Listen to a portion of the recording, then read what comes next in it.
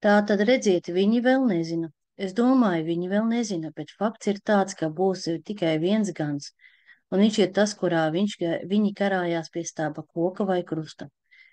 Kad viņš ieradās pirmo reizi, no kuriem lielākā daļa to nezina, pierādījumi ir tik satriecoši, tik nepārspējami attiecībā uz svēto rakstu pareģošanu vai pravietošanu, par Mesiju vai Jēzu, un viņa atnākšanu ir un līdzdalību uz šīs zemes.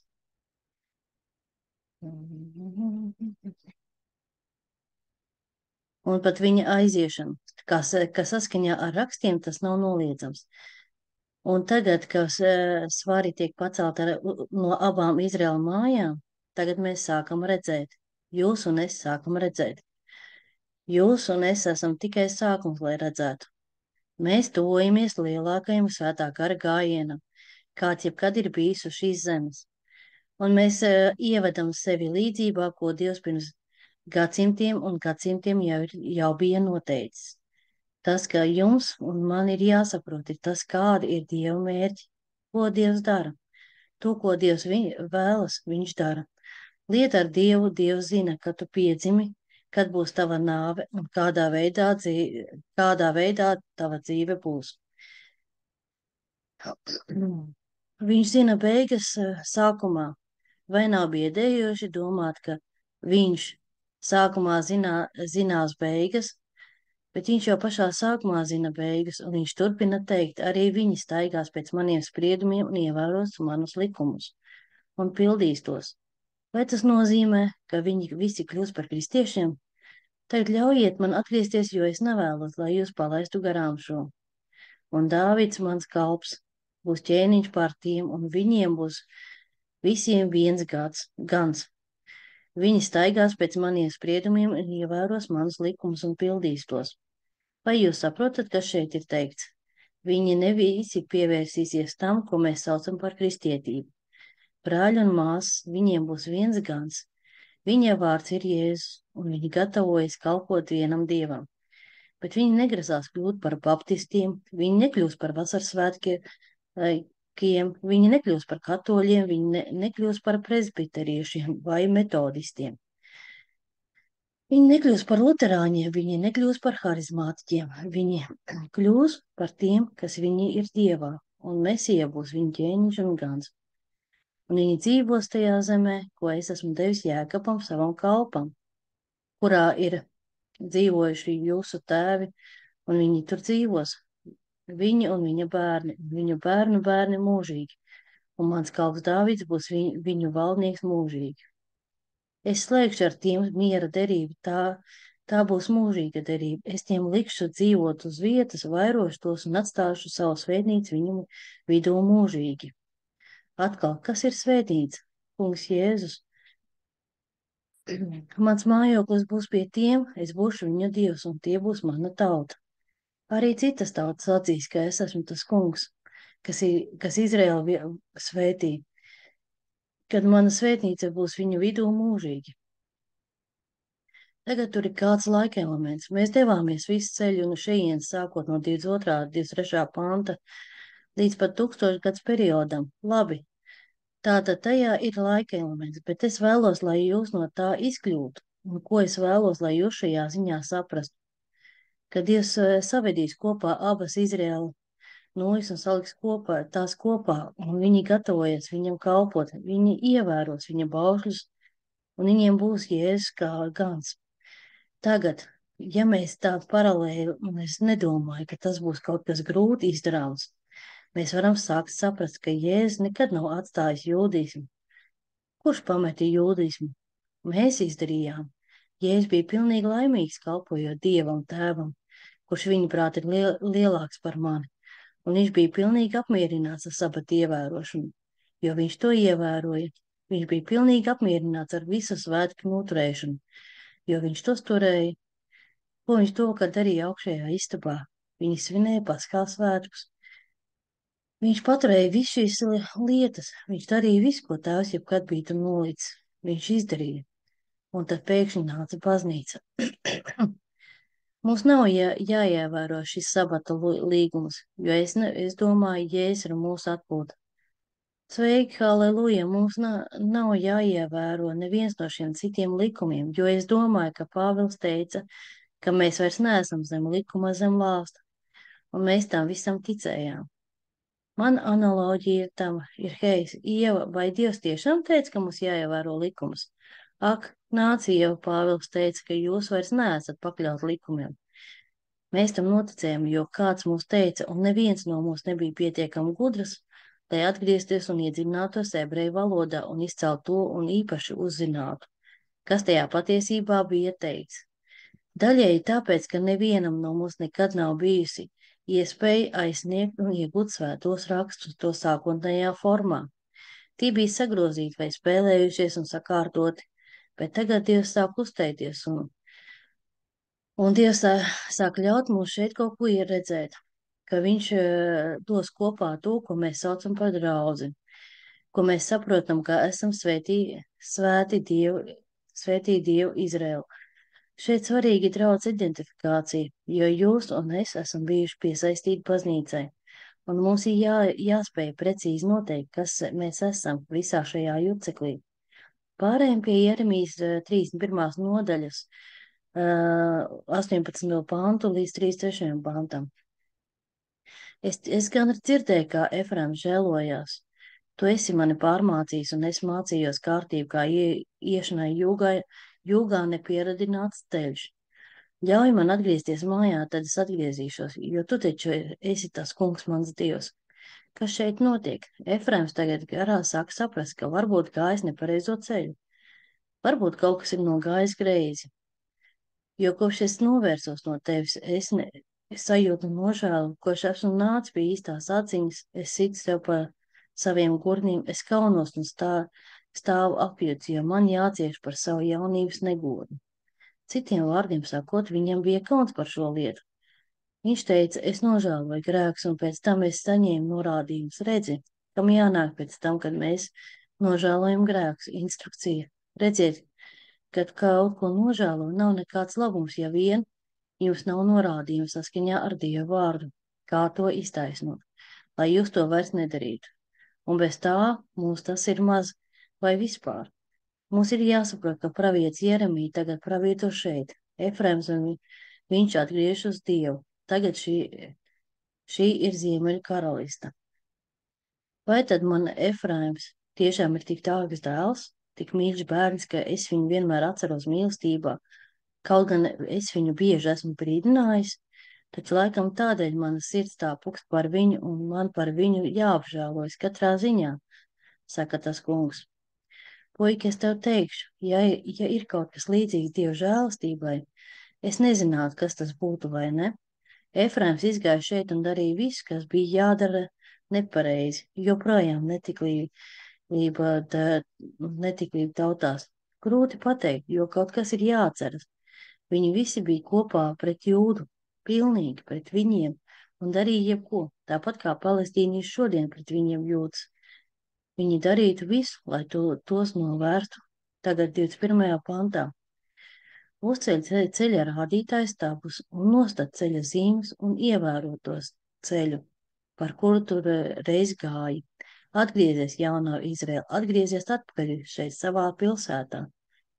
Viņš tos pārvērš garā. Cik ilgi tu vēl turp maldīsies? Tu atkritēji gara meita. Tas kungs ir devis ko jaunu šajā zemē. Sieva aptecēs vīru, tā cieši viņam piekļausies, tā saka tas kungs Dievs. Atkal lietošu svētīšanas vārdus Jūdas zemē un tās pilsētās, kad es pārvedīšu atpakaļ trimdniekus. Tas kungs, lai tevi svētī, tu taisnīgs mājokļi, tu svētais kalns, un Jūda tur dzīvos ar visām savām pilsētām vienkops, arāji un tie, kas klejo ar ganāmo pulku. Es dzirdināšu katru iztvīkušo un novārgušo un iepriecināšu katru noskumušo dvēseli. Tad es uzmodos no raugi, mans mīgs man bija salds, bija bijis un ar mani spirdzinājis. Redzi, nāks dienas, saka tas kungs, kad es stiprināšu Izraēlu un Jūdas namu un likšu spēcīgi pieaugt tik labi cilvēku kā ar lopu skaitam, un kā es turēju savā vaļā savas acis pār viņiem, lai tos izraut ar visām saknēm, lai tos sagraustu tiem visiem noplēst un iznīcināt un sagādāt nelaimi. Tā es tagad būšu pār tiem nomodā, lai tiem uzceltu un dēstītu visu par jaunu, saka tas kungs. Tātad, ko viņš šeit saka? Hei, viņiem ir bijusi sava diena, bet es viņus atgriezīšu, es tos celšu, jo tie ir manējie, un tās atkal ir Dieva žēlstība.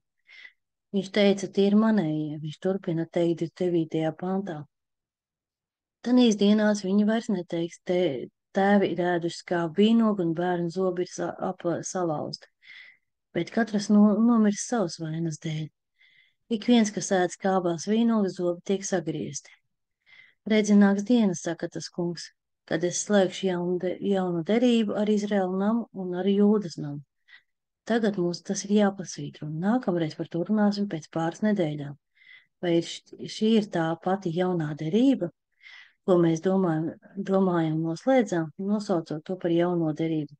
Vai jaunā derība, vai šis ir tas pats? Ļaujiet man vēlreiz izlasīt 3.1. pāntu. Lūk, nāk diena, saka tas kungs, kad es slēgšu jaunu derību ar Izraēlu namu un ar Jūdas namu. Ne tādu derību, kādu es citkārt slēdzu ar jūsu tēviem, kad es tos ņēmu pie rokas un izvedu no Ēģiptes zemes. Šo derību tie ir pārkāpuši, kaut gan man bija noteikšana par tiem, tā saka tas kungs. Nesaskaņā ar to derību, ko es noslēdzu ar viņiem tēviem dienā, kad es tos saņēmu ar roku, lai izvestu tos no Ēģiptes zemes, ko viņi lauza man derību, lai gan es biju viņiem vīrs, saka tas kungs, un tas tiešām ir patiešām dažas interesantas lietas. Viņš šeit saka, ka viņi ir tik un tā nevarēja paturēt. Viņš teica, ka slēgs citu derību, jaunu derību, un viņš teica, ko es darīšu. Šī jaunā derība atšķirsies no tās dienas, kad es viņus paņēmu aiz rokas, lai izvedu tos no Ēģiptes zemes. Viņš sacīja, vecā derība, ko es noslēdzu ar tēviem. Kāda bija vecā derība, ko viņš noslēdz ar tēviem? Vecajā derībā trūka viens ļoti svarīgas lietas. Otrā Ādama, tas ir Jēzus, bet tagad tas, ko viņš saka, ir tas, ko viņš darīs no jauna, tiks noslēgta jauna derība. Nē, šāda būs derība, ko es noslēgšu ar Izraēlu namu pēc šīm dienām, tā saka tas kungs. Es iedēstīšu savu bauslību viņos pašos, es to rakstīšu viņas sirdīs, un es būšu viņu dievs, un tie būs mana tauta. Tagad, vai tas mūs ir? Protams, tas mūs ir. Mums ir šī jaunā derība, redziet, jo tagad ir ierakstīts mūsu sirdīs. Dievs var mūs kontrolēt, vadot mūs nevis virspusēji sakot, tu darīsi to vai to, bet tagad, tā kā tas ir tur, viņš var mūs bildināt. Viņš var vēst Efraimu, viņš var saukt Efraimu, un tieši to Dievs dara. Tieši to viņš dara, un visu zemi kungs Dievs ir radījis, un visa zeme ir pakļauta pašam visvarenajam Dievam. Viss ir absolūti pakļauts Dievam. Tu esi dzīvnieks okeāns, tu esi dzīvnieku okeāns, zivis, kas atrodas okeānā. Viss rapojušās lietas uz šīs zemes, viss, kas lido pār šo zemi, ir pakļauts Dievam. Visu lietu radītājiem. Un kas? Dievs sāk nest savu laiku tabulu, un tas sāk kustēties, un tas sāk nākt. Un tas noslēdz vietā, kur tagad Dievs to ir bloķējis. Tajā vietā viņš tagad saka Efraim, un Efraims iznāk. Un viņš nāk ārā no spraugām un spraugām zemes stūros, bet nezinot kāpēc. Bet kaut kur notiek kaut kas tāds, kas kādam ir acis, lai redzētu, un auss, lai garīgi dzirdētu. Ko tā saka Dievs? Jūs sakāt, kāpēc esam tam visam? Es tam visam ticu. Jūs tam visam ticat, jo esat daļa no Efraima. Jūs sakāt, es nezinu, vai esmu ebrejs. Jūs esat ebrejs, ja esat saņēmuši Jēzus Kristu, kungu Jēzus Kristu un derību, ko viņš jums ir atnesis un pasniedzis. Tagad jūs esat ievests. Jūs tagad esat saistīts ar Izraēlu. Tagad esat kļuvis par Izraēlu daļu. Bet sajūta, ka kas ir tavā sirdī, es ticu, ka es esmu ebrejs. Tu esi ebrejs, Efraim, un tu šodien dzirdi šo aicinājumu, un tas nav nejauši. Tas nav tāpēc, ka Dievs tikai dara kaut ko jaunu, bet Dievs dara kaut ko citu, un mēs pēkšņi varam izskatīties nedaudz savādāk, lai piesaistītu pūli. Tas ir tāpēc, ka Dievs tagad sūta savus saucienus par visu Efraimu, un 10 ciltis gatavojās atgriezties pie viņa. Un Efraima nūju paņems kopā ar Jūdas nūju, un viņi tiks nodot vienā rokā, un mēs būsim kopā mūžīgi. Tu saki, tagad es neesmu pagāns, nē, tu neesi pagāns, vai biji pagāni? Jā, tur bija pagāna. Pāvils tika nosūtīts pie pagāniem. Tā klausies mani uzmanīgi, jo es vēlos pateikt kaut ko tādu, ko es saprotu, ka man šodien nav laika, vai man būs vajadzīgs laiks, lai mēģinātu pamatot. Šajā pasaulē, kad Dievs radīja šo pasauli, viņš izdarīja vairākas lietas, un daļa no tā, ko viņš darīja, bija sāk dzemdēt gaismas dēlus, tumsas dēlus un šīs pasaules dēlus. Viņš sāka celt šīs 3 elementus uz šīs zemes. Tagad cik ļoti jūs, un es gribētu ticēt, ka ir viens var un tiks izglābs uz šīs zemes. Labākajā gadījumā tas ir kļūdaini. Jo dažiem tas netiek dots. Klausiet manī. Dažiem tas netiek dots. Tagad vai viņi dzird? Jā, un ja viņi dzird, vai viņi var nožēlot grēkus un ienākt? Jā, viņi var. Bet kāda ir izredzes, ka tas notiks ar Irāku? Kāda ir iespēja, ka tas notiks? Vai jūs domājat, ka daži irākieši tiks izglābti? Ir bijis un būs. Es runāju par tautas pagriezienu, par tautas pavēršanos sevī. Jums ir jāsaprot, ka Dievs ir iestatīts. Vai esat kādreiz bijis cilvēku tūmā un vienkārši nevarat saprast, kāpēc viņi nevar nokļūt baznīcā un palikt baznīcā? Vai esat kādreiz pie